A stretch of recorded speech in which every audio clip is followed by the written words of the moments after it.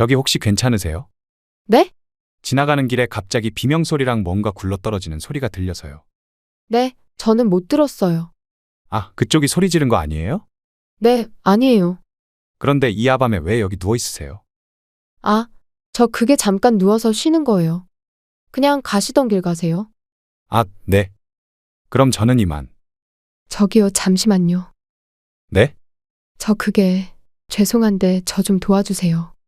다리가 부러지신 것 같은데요. 아니, 이렇게 심하게 다치셨는데 왜 말씀을 안 하셨어요? 죄송해요. 사실 좀 무서웠거든요. 아, 그러셨을 수도 있겠네요. 이거 어쩌죠? 잠시만요. 이것 좀 들어주세요.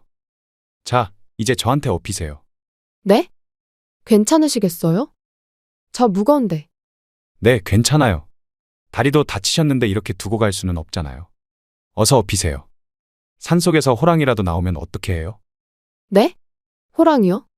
서울 한복판에 무슨 호랑이요? 안녕하세요. 저는 올해 56살이 되는 아줌마입니다. 지금은 아들과 함께 서울에서 지내고 있죠. 아들은 현재 대학원을 다니며 천문학을 공부하고 있는데 가끔 아들이 어떤 공부를 하는지 궁금해서 물어보면 도통 저로서는 알아들을 수 없는 말들을 늘어놓곤 하더라고요. 제가 이해를 못하는 모습을 보이면 아들도 빙그레 웃으면서 천문학은 괴짜들의 공부라고 좋게 말해주고는 합니다. 우선 저희 가족에 대해 간략히 설명을 드리면 23년 전에 남편을 잃었고 혼자서 아들을 키웠어요. 남편은 23년 전에 저와 아들 곁을 떠났죠. 지금부터 제 이야기를 들려드리겠습니다. 제가 남편을 만난 것은 동네에 있는 뒷산이었어요. 그때 당시 저는 건강을 위해 매일 아침 운동을 하고 있었습니다. 새벽같이 일어나 뒷산을 한 번씩 올라갔다 내려왔죠. 처음에는 다이어트를 위해 했던 운동이었는데 이게 매일을 하다 보니 습관이 되었고 무엇보다 운동을 안 하면 또 살이 찔 것만 같아서 매일 그렇게 뒷산을 올랐습니다. 그리고 그날은 회사에서 야근을 하고 늦게 끝난 날이었어요. 그렇게 힘든 몸을 이끌고 집에 와서 씻고 잠을 청하는데 막상 침대에 누우니 잠이 오질 않더라고요. 그땐 무슨 생각이었는지 침대에서 벌떡 일어나 옷을 입고는 매일 가던 뒷산으로 향했습니다. 한 번도 밤에 산을 가본 적은 없었지만 매일 가던 산길이니 별 문제가 없을 것이라 생각하고 올라갔어요. 지금 생각해보면 젊어서 그랬는지 참 겁도 없었던 것 같네요. 작은 후레쉬 불빛에 의지하며 산을 오르고 있었는데 한밤중의 산속은 제가 생각한 것보다 훨씬 어두웠습니다. 그날은 한여름 밤이었는데 선선하게 불어오는 바람과 아무도 없는 깜깜한 공간에서 사방에서 울어대는 풀벌레 소리를 들으니 기분이 무척이나 좋았습니다. 그렇게 단숨에 정상까지 오르고 산 밑에 펼쳐져 있는 도시의 야경을 한참 동안을 바라보다 다시 집으로 향했어요. 그런데 그때 문제가 생겼죠. 정상적으로 잘 작동하던 후레쉬가 고장이 난 것인지 아니면 건전지 수명이 다한 건지 불이 꺼져버렸습니다. 들고 있던 후레쉬가 꺼지니 정말 한 치 앞도 안 보일 정도로 깜깜해졌어요. 발밑조차도 잘 안 보이더라고요. 하필 그날은 달도 구름에 가렸는지 보이지가 않던 상황이었습니다. 그렇게 보이지 않는 산길을 발의 감각을 이용해 천천히 내려오고 있었어요. 그러다가 뭔가 돌뿌리 같은 거에 걸려서 넘어졌고 비명을 지르며 가파른 내리막길로 굴렀습니다. 구르다가 손바닥이 찢어졌는지 손은 제 피라고 생각되는 것 때문에 미끌거렸고 자리에서 일어서려는데 한쪽 다리가 너무나 많이 아파왔습니다. 그리고 다리뼈가 부러졌는지 발을 딛고 일어설 수가 없었죠. 그렇게 넘어진 곳에서 일어서지도 못하고 아파서 끙끙거리며 흐느끼고 있는데 숲 저쪽 너머에서 불빛이 보였어요. 사람이라는 생각에 순간 너무 반가워 살려달라고 소리를 지르려고 했는데 순간 갑자기 제 머릿속에 며칠 전에 봤던 뉴스 기사들이 생각났습니다. 도시에서 발생하는 많은 수의 여성 범죄는 한밤중에 인적이 드문 공원이나 작은 산의 산책로에서 이루어진다는 통계를 보여주는 뉴스였죠. 산으로 출발하기 전에 그 뉴스 내용을 기억해냈으면 출발도 안 했을 텐데 라는 생각을 하며 후회하고 있었습니다. 하지만 후회를 하기에는 너무 늦었고 저는 다리를 다쳐 이 산속에 넘어져 있으니 환장을 할 노릇이었어요. 무엇보다 누군지 모를 사람의 후레쉬 불빛을 보니 도와달라고 해야 할지 숨죽여 숨어 있어야 할지 판단이 서지 않았습니다. 그렇게 고민만 하고 있는데 그 불빛이 제 쪽으로 다가오는 게 보였어요. 저는 미친 듯이 심장이 두근거렸고 땀은 비오듯 흘러내렸죠. 마침내 그 불빛은 바로 제 앞까지 다가왔고 저를 비추었습니다. 저는 큰 두 눈을 더 크게 뜨며 그 후레쉬 불빛의 주인을 쳐다봤는데 키가 큰 한 남자였어요. 저기 혹시 괜찮으세요? 네? 지나가는 길에 갑자기 비명소리랑 뭔가 굴러떨어지는 소리가 들려서요. 네, 저는 못 들었어요. 아, 그쪽이 소리 지른 거 아니에요? 네, 아니에요. 저는 이 남자가 제게 무슨 짓을 할지 몰라 다치지 않은 척을 하며 애써 태연하게 말을 했습니다. 그런데 이 야밤에 왜 여기 누워 있으세요? 아, 저 그게 잠깐 누워서 쉬는 거예요. 그냥 가시던 길 가세요. 아, 네. 그럼 저는 이만. 그렇게 말하고는 남자는 뒤돌아서 산을 내려갔어요. 제게서 멀어지고 있는 그 남자의 후레쉬 불빛을 보니 나쁜 사람이 아닌 것 같다는 생각이 들었습니다. 저기요, 잠시만요. 네? 저 그게 죄송한데 저 좀 도와주세요. 제 말에 그 남자는 제게 다시 다가왔어요. 저는 다리를 다쳤다고 말을 하고 다리를 보여줬는데 후레쉬 불빛으로 비추어 본 제 다리는 생각보다 심각했습니다. 발목 쪽 뼈가 부러졌는지 살은 퍼렇게 멍이 들어가고 있었어요. 다리가 부러지신 것 같은데요. 아니, 이렇게 심하게 다치셨는데 왜 말씀을 안 하셨어요? 죄송해요. 사실 좀 무서웠거든요. 아, 그러셨을 수도 있겠네요. 이거 어쩌죠? 잠시만요. 이것 좀 들어주세요. 그렇게 말하고 그 남자는 제게 무언가를 내밀었는데 조그마한 천체 망원경이었습니다. 자, 이제 저한테 업히세요. 네? 괜찮으시겠어요? 저 무거운데. 네, 괜찮아요. 다리도 다치셨는데 이렇게 두고 갈 수는 없잖아요. 어서 업히세요. 산속에서 호랑이라도 나오면 어떻게 해요? 네? 호랑이요? 서울 한복판에 무슨 호랑이요? 실없는 농담을 하며 저를 보고 웃는 남자의 얼굴을 보니 그 사람을 경계하던 마음이 누그러지며 한층 마음이 놓였습니다. 그렇게 말하고 그 남자는 저를 들쳐 업고는 산을 내려오기 시작했어요. 그 산은 낮은 산이 아니었고 혼자서 뛰어 올라가도 정상까지 한참을 올라가야 하는 산이었죠.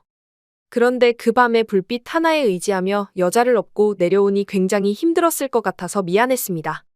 그렇게 끙끙거리며 저를 업고 산을 간신히 내려왔죠. 등에 업혀서 가는데 그 남자는 근육질보다는 좀 마른 체형의 남자 같더라고요.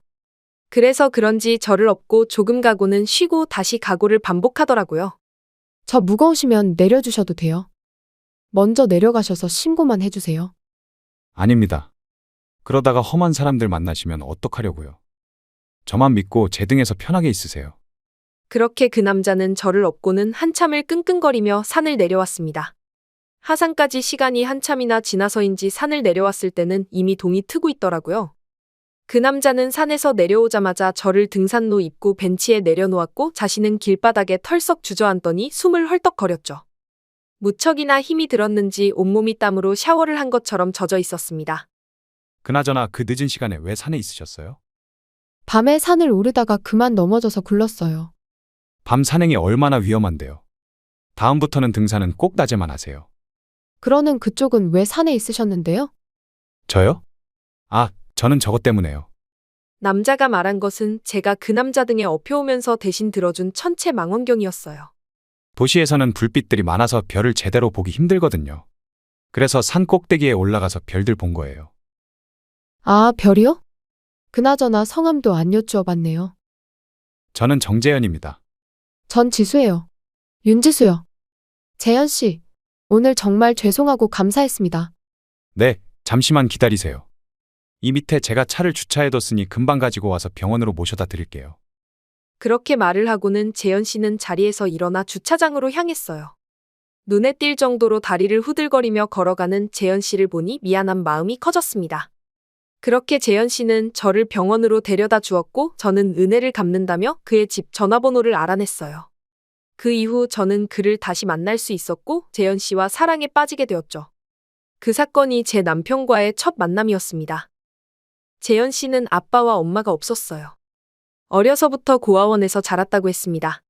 성인이 되어서는 고아원을 나와 독립을 했는데 그때부터 대학을 다니며 영어 번역과 통역 일을 하며 돈을 벌었다고 했습니다. 유학도 다녀온 적이 없이 독학으로 영어 공부를 했음에도 재현 씨는 영어를 참 잘했어요. 주로 규모가 작은 회사들이 수출 관련 일을 할 때 재현 씨는 저렴하게 통역과 번역 일을 도와주었고 대학 등록금과 생활비를 벌었다고 했습니다. 그렇게 재현 씨는 무사히 대학을 졸업하고 무역회사에 취업을 했었죠. 그리고 그 다음 해에 저와 산에서 마주했던 거였습니다. 저와 재현 씨는 행복하게 4년간 연애를 했어요. 사실 빨리 결혼도 하고 싶었지만 저희 부모님께서 결혼을 엄청 반대하셨습니다. 특히 엄마가요. 이유는 하나였습니다. 재현 씨가 고아라는 것이었죠. 재현 씨는 좋은 사람이었어요. 어른을 공경하고 언제나 예의 바른 사람이었죠. 제게도 무척이나 잘해주던 사람이었어요. 그런데 결혼의 반대 이유가 고아라는 것 하나라니 저는 인정할 수가 없었죠. 그렇게 엄마와 싸웠어요. 남들은 부모가 반대하는 결혼에는 다 이유가 있다고 했지만 저는 그런 말 듣지 않았죠. 결국 자식 이기는 부모 없다고 4년 만에 엄마도 제 결혼을 허락해 주셨습니다. 사실 제가 우긴다고 들어주신 건 아니었어요. 재현 씨의 노력이었죠. 재현 씨는 저희 부모님을 자주 찾아뵈면서 무척이나 부모님에게 잘했어요. 무엇보다 엄마가 마음을 돌린 결정적인 사건이 있었는데 엄마는 교회를 다니며 노인들 도시락 봉사를 했었어요. 그런데 거기서 정말 우연하게 재현 씨를 만난 거였죠. 제가 재현 씨한테 몰래 알려준 게 아니었어요. 왜냐하면 그런 봉사를 하고 있다는 사실을 저도 모르고 있었거든요. 재현 씨는 시간이 날 때마다 독거노인 분들이나 어려운 환경의 아이들을 찾아다니며 도시락 봉사를 해왔던 것이었죠. 처음에는 엄마도 재현 씨가 자기한테 잘 보이려고 자기를 따라와 봉사를 하는 척하는 줄 알았대요.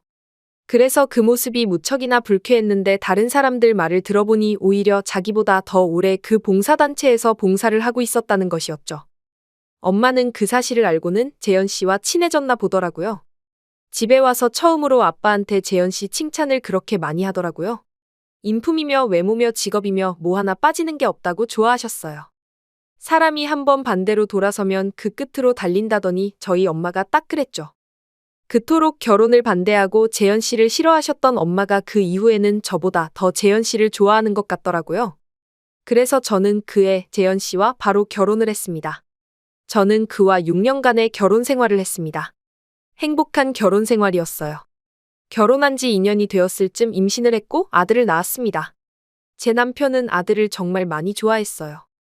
언제나 자신의 배 위에서 아이를 놀게 했었죠.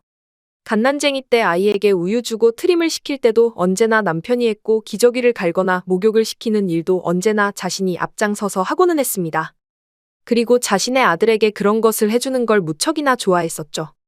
요즘 세상에는 별것도 아닌 일이라고 생각하겠지만 그 시절에 아이 기저귀를 능숙하게 갈고 혼자서 목욕도 능숙하게 시키는 남자는 제 친구 남편들을 다 합쳐보아도 제 남편이 유일했습니다. 언제나 일을 하고 남은 자신의 자유시간은 오직 아이에게 쏟아붓던 남자였죠. 아이가 4살이 되었을 때 남편은 아이에게 달도 보여주고 별도 보여줬어요. 술도 담배도 안 하던 재현 씨의 유일한 취미는 밤에 천체망원경으로 별을 보는 것이었죠.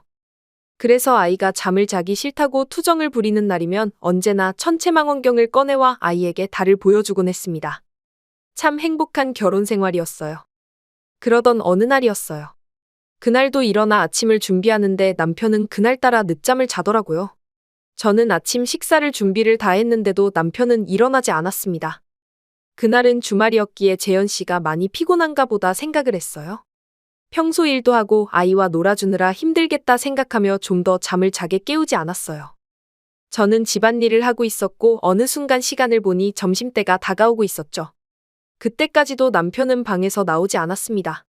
그이답지 않게 너무 늦게까지 잠을 자는 듯해서 저는 조심히 방문을 열어 남편을 불렀습니다. 여보, 일어나. 벌써 정오야. 이제 그만 일어나서 점심 먹자. 여보, 뭐해? 여보? 제가 아무리 불러도 남편은 이불 위에 반듯하게 누워 있었습니다. 커튼 사이로 살짝 햇볕이 들어오고 있었고 방은 어두웠는데 왠지 기분이 이상했어요. 저는 남편에게 다가가 흔들어 깨웠습니다. 근데 남편의 몸이 너무 차가웠어요. 여보? 여보, 일어나요. 오늘따라 왜 이렇게 오래 늦잠을 잘까? 여보, 이제 일어나. 여보? 여보, 왜 이렇게 몸이 차가워? 재현 씨, 일어나봐. 왜 이렇게 몸이 차가워? 제발 좀 일어나봐. 눈 좀 뜨라고 제발. 남편은 그날 세상을 떠났어요. 아무런 예고도 없이 찾아온 큰 불행이었죠. 남편은 전날 새벽에 심장마비가 왔었고 잠을 자는 상태로 조용히 세상을 떠난 것이었습니다. 저는 새벽에 일어나 언제나 피곤한 남편이 혹시나 잠에서 깰까봐 조심스럽게 침실방에서 나왔기에 전혀 몰랐었죠. 그때 제가 한 번만 남편을 잡아주었다면 혹시나 살릴 수 있었을까요? 정말 매일같이 그 생각에 가슴이 미어져 왔어요. 장례식장에는 남편의 갑작스러운 죽음을 애도해주기 위해 정말 많은 사람들이 찾아왔어요. 고아였기에 저와 결혼하기 이전에는 가족 한 명 없던 그였는데 떠나는 길에는 진심으로 남편이 떠나는 길을 애도해주기 위해 먼 타지에서 오는 사람도 있었죠. 짧은 생을 살아갔던 남편이 얼마나 많이 주변에 선한 영향을 미쳤는지 장례식에 알 수 있었어요. 저는 남편의 장례를 치르는 동안 죽을 힘을 다해 의연한 모습을 보이기 위해 노력했습니다. 그것이 제가 남편이 떠나는 길을 할 수 있는 마지막 선물이라 생각하고 이를 악물었죠. 하지만 제 의지와는 상관없이 저는 남편의 마지막 모습을 볼 수 있는 발인 때 한 번 실신을 했고 화장을 치를 때도 한 번 더 실신을 했습니다. 그렇게 남편은 저와 4살짜리 아들을 두고 영원히 떠나버렸죠. 친정 부모님께서도 많이 힘들어하셨어요. 6년의 결혼 생활을 하며 그분들은 남편을 아들처럼 여기시며 정을 주셨거든요. 제가 볼 때는 남편은 저희 부모님한테 참 잘했어요. 그래서 그런지 갑작스러운 사위의 죽음에 친정 어머니도 충격이 너무 크셨는지 참 힘들어하셨습니다. 하지만 저도 매일이 슬프고 힘드니 서로가 서로를 위로하며 슬퍼할 뿐이었습니다. 그렇게 1년이 흘러갔어요. 어떻게 한 해가 지나갔는지도 모를 정도로 정신을 차리기 힘들었죠.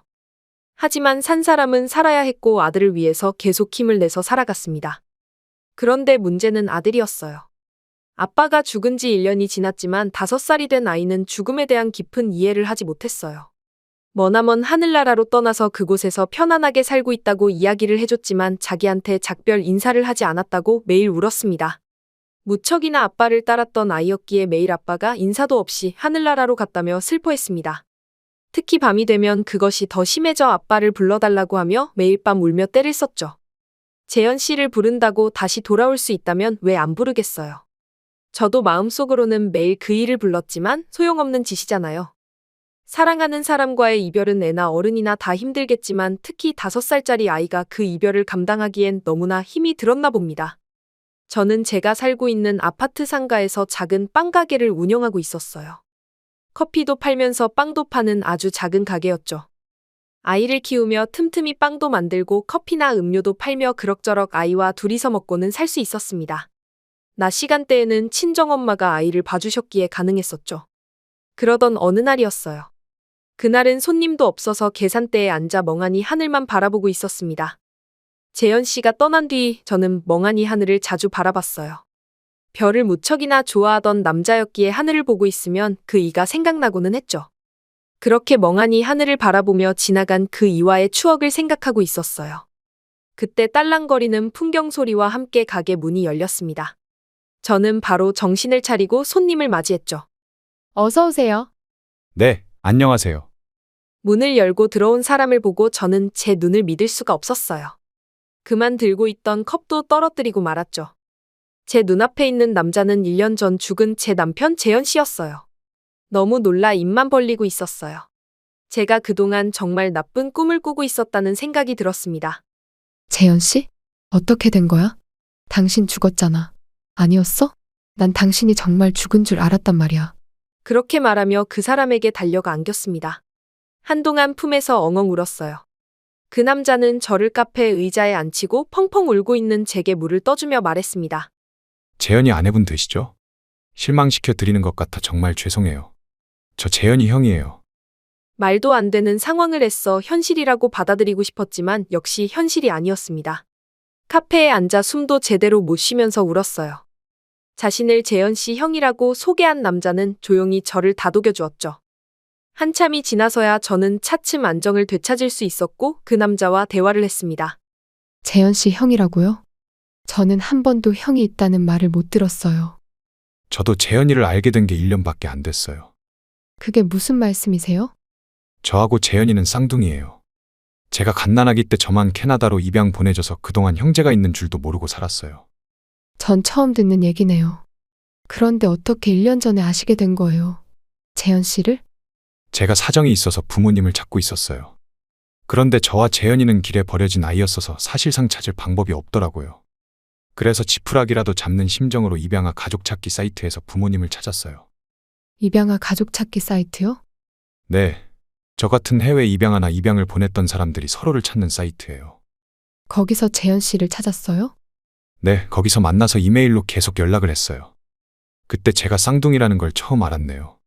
재현 씨는 1년 전에 죽었어요. 예상은 하고 있었어요. 어떻게요? 제 동생이 살아있다면 저한테 1년간 답장을 안 보내진 않았을 테니까요. 재현 씨는 1년 전에 자다가 심장마비로 세상을 떠났어요. 그렇군요. 그이는 왜 저한테 이런 이야기를 안 했을까요? 말하려고 했어요. 자신의 가족에 대한 이야기를 어떻게 말해야 할지 저한테 고민하다가 마지막 연락 때 지수 씨에게 모든 걸 말한다고 했었는데 아마 말 못하고 떠난 것 같네요. 재현이한테 아들이 있다고 들었는데 그 아이는 괜찮나요? 매일 아빠를 찾고 있어요. 1년이나 지났는데 아직도 밤만 되면 아빠를 찾네요. 남편의 쌍둥이 형 진우 씨는 1년간 재현 씨의 답장을 기다리다가 재현 씨에게 아무런 연락이 없자 한국으로 온 것이라고 했습니다. 그때 카페 문이 열리며 아들 민준이 손을 잡고 친정엄마가 들어왔어요. 저녁 때쯤 잠시 카페에 들린다고 제게 말했었는데 재현 씨 형이 등장해 저도 정신이 없어 시간이 가는 줄 모르고 그와 대화를 하다 보니 그 사실을 까맣게 잊고 있었습니다. 아들 민준이가 카페에 들어오자 저는 가슴이 철렁했어요. 분명 아들이 재현 씨의 쌍둥이 형 진우 씨를 보면 자기 아빠라 착각하겠다는 생각이 들었거든요. 아니나 다를까 제 생각이 맞았습니다. 민준이는 진우 씨를 보자마자 아빠라고 외치며 달려가 안겼습니다. 품에 안기며 왜 이제야 나타났냐고 우는 아들을 보니 그 자리에서 차마 진우 씨의 정체를 바로 말할 수가 없었습니다. 그저 안타깝게 아들을 바라봤고 진우 씨도 제 눈치를 보며 제 아들을 안아줄 뿐이었죠. 친정엄마는 생각지도 못한 진우 씨의 모습을 보고 제가 처음 그를 봤을 때처럼 놀라서 아무 말도 못하고 그 자리에 서 있을 뿐이었습니다. 진우 씨는 그 상황을 어느 정도 눈치를 채고는 집으로 가서 아무 말 없이 제 아들과 밤늦게까지 놀아주었고 아이를 재워주기까지 했죠. 우리 재현이 쌍둥이 형이라고요? 네, 맞습니다. 캐나다에 어렸을 때 입양이 돼서 서로 존재도 모르고 지금껏 살았다고 들었어요. 네. 정말 똑같이 생겼네. 나도 처음에는 우리 재현이가 살아서 돌아온 줄 알고 얼마나 놀랐다고요. 내가 우리 사위를 너무 보고 싶어 해서 헛것이라도 보는 줄 알았어요. 나도 처음에는 꿈인 줄 알았어, 엄마. 그건 그렇고 너 이제 어떡할 거야? 민준이한테 뭐라고 설명을 할 거냐고. 지 아빠가 돌아온 줄 알고 저렇게 좋아하는데 이제 와서 지 아빠 아니라고 말해주면 저 어린 것이 이 상황을 이해나 하겠어. 아빠 떠난 지 1년뿐이 안 됐는데 애한테 또 상처 주는 걸 텐데 이걸 어쩔 거야? 상처 안 받게 내가 잘 설명할게, 엄마. 여지껏 아빠가 죽은 것도 감당을 못하는 애인데. 에휴. 재수 씨, 제가 생각해봤는데 제가 진짜 민준이 아빠가 되어보는 건 어떨까요? 네? 아빠라니 그게 무슨 말씀이세요? 자네 지금 무슨 말을 하는 건가? 모두들 제 이야기를 한번 들어보세요. 그날 밤 재현 씨의 쌍둥이 형 진우 씨는 저와 친정엄마에게 어떤 한 가지 이야기를 해주었습니다. 저는 그 이야기를 듣고 한참 동안 울어버렸고 친정엄마는 아무 말씀 없이 조용히 고민을 하시더니 결국 진우 씨의 제안을 수락하셨어요. 저도 그 생각이 최선이라 생각되어 알겠다고 했습니다. 그날 이후 진우 씨는 저희 집에 머물며 재현 씨의 빈자리를 대신해 주었습니다. 민준아, 응, 아빠. 아빠는 하늘나라에서 우리 민준이가 보고 싶어서 내려온 거야. 민준이가 착한 아이여서 하늘나라 임금님이 특별하게 아빠한테 허락을 해준 일이야. 대신 이 일은 절대 비밀이야. 비밀? 그래, 비밀. 엄마랑 할머니만 알고 있는 비밀이야. 절대 다른 사람한테는 말하면 안 돼. 친구들한테도. 만약 민준이가 다른 사람한테 아빠가 하늘나라에서 내려온 거 말하면 아빠는 바로 하늘나라 임금님한테 혼나. 그래서 더 이상 민준이랑 놀아줄 수 없어. 알았지? 약속이다. 응, 걱정 마. 절대 말 안 할게. 약속. 저는 그런 진우 씨와 아들이 노는 모습을 보면 자꾸만 눈물이 나왔습니다. 민준이는 오늘 뭐 하고 싶어? 아빠, 나한테 사자랑 호랑이 보여준다고 했었잖아. 동물원. 응, 동물원. 나 동물원 가고 싶어. 아빠가 동물원 간다고 나한테 약속해놓고 약속 안 지키고 하늘나라 갔잖아. 그렇구나. 그래, 오늘 가자. 알았지? 남편 재현 씨가 떠난 후 민준이 방을 보니 민준이가 색연필로 그린 그림이 벽에 붙어 있었는데 저와 남편과 민준이가 동물들 사이에 있는 그림이었습니다. 남편이 세상을 떠나기 전날 밤 잠들기 전에 아들에게 동물원을 데리고 가기로 약속을 했다는 사실을 그때 알았습니다. 그날 저와 진우 씨는 민준이를 데리고 동물원을 갔어요. 관람차도 타고 민준이가 보고 싶어 했던 사자와 호랑이도 보며 1년 만에 웃을 수 있는 너무나 즐거운 시간이었습니다. 민준이를 무등 태워 앞장서서 걸어가는 진우 씨를 보니 저조차도 자꾸만 남편이 정말 살아 돌아온 것 같은 착각이 들어 잠깐씩 행복해지곤 했어요. 그렇게 하루 종일 행복한 시간을 보내고 집에 와서는 진우 씨가 민준이를 씻기고 다 함께 잠자리에 누웠습니다. 민준아, 응, 아빠. 오늘 재미있었어? 응, 최고 재미있었어. 그래. 그런데 민준아, 아빠가 할 말이 있어. 뭔데? 아빠는 우리 민준이랑 이렇게 10번만 자고 나면 다시 하늘나라 임금님한테 돌아가야 해. 왜? 나 싫은데. 하늘나라 임금님께서는 할 일이 너무 많아서 아빠가 가서 꼭 도와드려야 해. 그럼 엄마랑 나는? 이제 우리 민준이가 씩씩한 5살이 됐으니까 엄마는 민준이가 도와줘야 해. 그래 줄 수 있지? 대신 아빠가 하늘나라 가서 민준이하고 엄마를 지켜봐 줄게. 어디서 보고 있는 건데? 아이의 말에 진우 씨는 남편의 천체 망원경을 가지고 와서 민준이에게 별을 보여주며 저 별이 아빠가 살고 있는 별이라고 알려주었습니다. 아이는 한참을 망원경을 보더니 피곤했는지 이내 잠이 들었어요. 그날 이후 아들 민준이는 매일 진우 씨와 어울려 다니며 놀았습니다.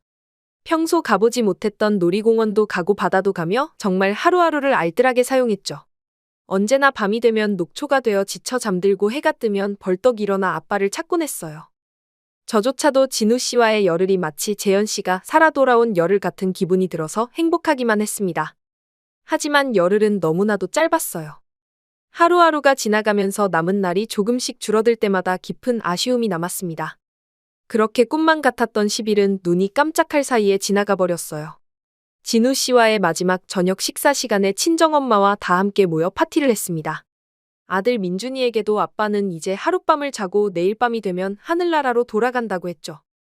열흘간 아빠 없이도 씩씩하게 살아가기로 수많은 약속을 해온 터라 의외로 민준이는 씩씩하게 받아들였습니다. 그리고 다음 날이 찾아왔어요. 조금은 무거운 마음으로 하루가 시작되었죠. 진우 씨는 떠나기 전 민준이에게 책들과 나중에 초등학교 등을 들어갔을 때 사용할 학용품 등을 사주었습니다. 그리고 집으로 돌아와 그날은 하루 종일 민준이를 안아주더라고요. 아이는 아이인지라 막상 진우 씨와 헤어질 날이 되니 아들 민준이는 틈만 나면 눈물을 보였습니다. 그날은 1999년 12월 31일이었습니다. 모두들 새천년 밀레니엄을 기대하며 흥분이 되어 있었던 날이었죠. 자정이 가까워지자 진우 씨는 저와 민준이를 데리고 밖으로 나갔어요. 차를 타고 한강 근처로 갔죠. 20세기가 끝나고 새로운 21세기를 맞이하는 날이어서 그런지 늦은 시간에도 밖에는 사람들이 엄청나게 많았습니다. 여긴 왜 왔어요? 지수씨, 거의 다 왔어요. 조금만 가시면 제가 준비해둔 장소가 나와요. 그렇게 진우 씨는 저와 민준이를 데리고 한적한 공원으로 갔어요. 사람이 없는 구석으로 저와 아이를 데리고 갔죠. 공원 구석에는 가로등도 없어 아주 어두운 곳이었습니다. 민준아, 아빠는 이제 곧 하늘나라로 갈 거야. 아빠, 안 가면 안 돼? 가지 마. 제발 가지 마. 민준아, 울지 마. 울지 말고 아빠 봐. 그렇게 말하는데 갑자기 진우 씨 뒤로 환한 불빛이 켜졌습니다. 뒤에서 누군가 미리 대기하고 있다가 불을 켜준 것이었어요. 저도 사전에 진우 씨에게 들은 이야기가 없던 터라 놀랐죠. 그리고 진우 씨는 저와 민준이 앞에서 마술을 선보이기 시작했습니다. 지팡이에서 꽃과 불도 꺼내고 품에서 엄청나게 커다란 모자도 꺼내며 다시 그 모자에서 토끼 인형도 꺼내는 놀라운 마술을 보여주었어요. 그동안 진우 씨가 뭐 하는 사람인지 물어본 적이 없었는데 그는 마술사였던 것이었습니다. 이제 곧 아빠와 헤어진다고 생각했던 민준이도 그리고 그런 아들을 보며 마음이 무거워졌던 저도 진우 씨의 깜짝 마술 공연에 한동안 멍하니 웃으며 그 공연을 바라보았어요. 아들 민준이를 쳐다보니 민준이도 활짝 웃으며 공연을 바라보고 있었습니다. 진우 씨가 한참을 혼신의 힘을 다해 저희에게 마술 공연을 하고 있는데 새로운 2000년 1월 1일을 앞둔 카운트다운이 저 멀리서 시작이 되었어요. 그 소리에 저와 민준이는 먼 곳에 있는 카운트다운 전광판을 바라보았습니다. 진우 씨도 그 전광판을 바라보며 민준이에게 말했어요. 민준아, 이제 아빠는 하늘나라로 올라갈 거야. 엄마 잘 부탁해. 그리고 항상 씩씩하고 착하게 살아야 해. 알았지? 민준아, 우리 인사하자. 안녕. 환하게 웃으며 씩씩하게 인사하는 진우 씨를 보자 아들 민준이도 씩씩하게 대답을 했어요. 응, 알았어. 아빠. 안녕. 안녕, 아들. 사랑해. 그리고 지수야, 우리 아들 민준이 잘 부탁해. 함께한 시간 정말 고마웠어. 그렇게 말하고 나니 진우 씨 주변으로 하얀 연기들이 뿜어져 나왔습니다. 연기에 가려 진우 씨 모습이 사라지자 펑 소리와 함께 작은 폭죽 불꽃이 진우 씨가 있던 자리에서 하늘로 쏘아져 올라갔습니다. 저와 민준이는 그 작은 불꽃이 올라가는 모습을 보며 까만 하늘을 바라보았죠. 그 순간 2000년 1월 1일을 축하하는 카운트다운이 끝났습니다. 새천년을 축하하는 사람들의 환호 소리가 울려 퍼졌고 밀레니엄을 기념하는 수많은 폭죽들이 하늘에 쏘아 올려졌죠. 펑펑 소리와 함께 시커먼 하늘이 대낮처럼 밝아지며 온 하늘에서 폭죽이 터졌습니다. 마치 하늘에 수없이 많은 별들이 반짝이는 것처럼 폭죽이 터졌죠. 저는 눈에서 뜨거운 눈물을 흘리며 그 모습을 바라보았고 민준이 또한 제 손을 꼭 잡고 하늘을 올려다보았습니다. 한참의 불꽃 축제가 끝나고 다시 하늘이 어두워졌고 저는 민준이에게 말했죠. 민준아, 아빠 저기 별나라로 이제 갔어. 별님이 돼서 엄마랑 나 하늘에서 보고 있을 거래. 이제 엄마 말 잘 듣고 씩씩하게 밥도 잘 먹고 안 울 거야. 더 이상 울지 않고 씩씩하게 말하는 민준이를 저는 꼭 끌어안아줬습니다. 그렇게 진우 씨는 먼저 떠나간 재현 씨를 대신해 민준이에게는 아빠의 모습으로 그리고 제게도 남편의 모습으로 작별 인사를 해주었습니다. 진우 씨는 그 다음날 캐나다로 떠난다고 했고 공항에서 기적 같은 10일간을 감사해하며 떠나보냈죠. 뒤돌아가는 진우 씨를 보며 남편이 생각나 자꾸만 눈물이 났습니다. 다시 한국에 오면 꼭 저를 찾아달라고 했지만 진우 씨는 너무나도 그러고 싶지만 그럴 수 없다고 하고는 캐나다로 떠나버렸습니다. 떠나기 전 저에게 작은 편지를 한 장 주었어요. 그곳에는 진우 씨가 한국의 가족을 찾은 이유와 한국에 온 이유가 적혀 있었습니다. 진우 씨는 폐암이었어요. 그래서 얼마 남지 않은 시한부의 삶을 살다가 한국의 부모님을 찾고 싶어서 입양아 가족 찾기 사이트에서 가족을 찾은 것이었습니다. 그런데 때마침 제 남편 재현 씨도 부모님을 찾고 싶어 그 사이트를 이용한 것이었고 그렇게 쌍둥이들이 만날 수 있었던 것이었죠. 하지만 제 남편은 불의의 사고로 먼저 세상을 떠난 것이었고 1년간 남편의 편지를 기다리다가 답장이 없자 쌍둥이 형인 진우 씨가 동생을 찾기 위해 한국으로 온 것이었습니다. 그곳에서 저와 민준이를 만난 것이었죠. 진우 씨는 캐나다에서 아무도 알아주지 않는 마술사라고 했습니다. 찾아주는 이들이 없어 극장 공연은 꿈도 못 꾸고 언제나 길거리 공연을 하며 몇몇의 사람들을 기쁘게 해줄 뿐이라고 했었죠. 하지만 이렇게 자신의 삶 마지막에 인생 최고의 마술 공연을 할 수 있어서 너무 행복하고 감사했다며 민준이와 앞으로도 행복하게 살아달라는 말을 마지막으로 편지는 끝이 났습니다. 저는 그날 이후 씩씩하게 살기 위해 노력했습니다. 이 글을 쓰는 지금까지도 남편 재현 씨가 너무나 그립지만 슬퍼하는 감정으로만 인생을 허비하고 있지는 않습니다. 아들 민준이도 그날 이후 밤에도 더 이상 아빠를 찾아달라고 보채지 않았어요. 그저 아빠가 남기고 간 천체망원경을 바라보며 별들을 바라보았죠. 그렇게 세월이 흐르고 민준이는 제 속을 썩이는 일 없이 잘 커주었습니다. 공부도 곧잘하고 친구들도 많고 다행히도 얼굴에 그림자가 없이 밝게 커주었어요. 민준이가 19살이 되었던 어느 날 저는 민준이와 제주도 한라산으로 단둘이 여행을 간 적이 있었습니다. 늦은 밤에 둘이 한라산 천백고지에서 담요를 깔아두고 하늘을 바라보고 있었죠. 서울에서는 별들이 정말 안 보였는데 그곳에서는 별들이 하늘에서 쏟아져 내려올 듯 많이 보였습니다. 한참을 별들을 보다가 그날 1999년 12월 31일의 기억을 민준이가 어떻게 생각하고 있는지 궁금해졌어요. 아들, 2000년이 되던 밀레니엄 기억나? 당연히 기억나지. 아빠랑 인사했던 것도? 사실 그 사람은 아빠가 아니. 다 알아, 엄마. 뭘 알아? 그때 나한테 마술 보여준 사람 아빠 쌍둥이 형제 아니었어? 어떻게 알았어? 할머니가 너한테 말해줬어? 아니, 그때 아빠 대신 오셨던 분이 나한테 그림 하나 그려줬었어. 별들이 그려져 있는 그림이었는데 아빠가 있는 별이라면서 아빠가 보고 싶을 땐 하늘에서 그 별을 찾아보라고 했었어. 당연히 그때는 그게 뭔지 몰랐지. 그리고 중학교 들어갔을 때 그 그림이 무슨 그림인 줄 깨달았어. 그게 뭐였는데? 별자리 그림이었어. 그리고 아빠가 있다고 한 별은 쌍둥이 자리더라고. 그때 알았지. 우리 아빠 쌍둥이 형제일 수도 있었겠다고. 그랬구나, 아들. 그때 많이 실망했겠네. 아니, 난 아직도 믿고 있어. 사람들이 아는 지식이 과연 세상의 전부겠어? 분명 세상엔 우리가 아는 것보다 모르는 비밀들이 더 많이 있을 거야. 난 그렇게 생각해. 그래서 아빠도 분명 어디에선가 나하고 엄마를 지켜보고 있을 거야. 언젠가는 분명 아빠를 만날 수 있을 거야. 그래, 분명히 그럴 거야. 지금도 저는 나이가 많이 들었지만 제 마음속의 재현 씨는 아직도 생생합니다. 여러분에게도 이렇게 소중한 사람들이 있으시겠죠? 모두 다 나중에 행복하게 만날 거라고 생각하고 아픈 기억 잘 이겨내시길 바랄게요. 지금까지 제 사연을 들어주셔서 감사드립니다.